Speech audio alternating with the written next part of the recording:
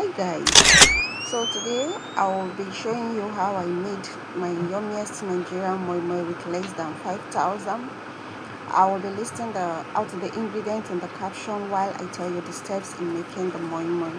First off, I've already washed and I've blended my beans with peppers, shombo, tatashe, onions, and the scotch bonnet pepper with seasoning, salt, and crayfish.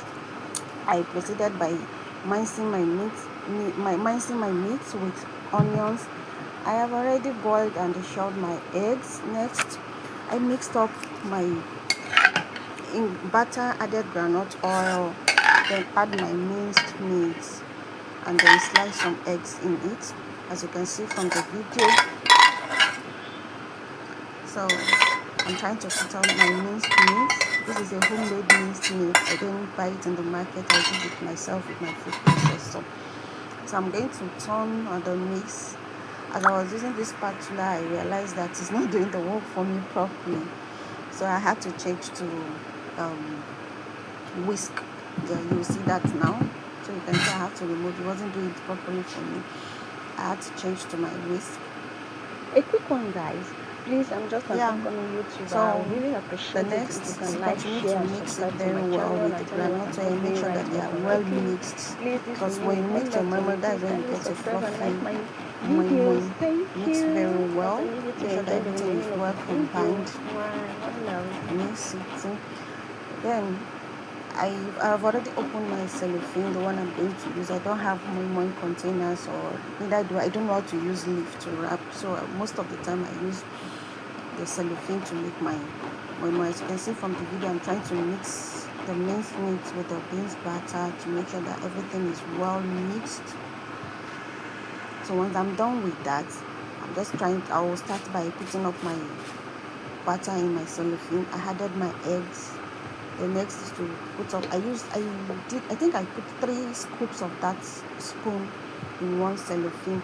And yes guys, don't forget to double your cellophane when you're making your moimoi. Sometimes you don't depend on just one cellophane. You have to make it 2 or 3 just for it not to burst while cooking your moimoi.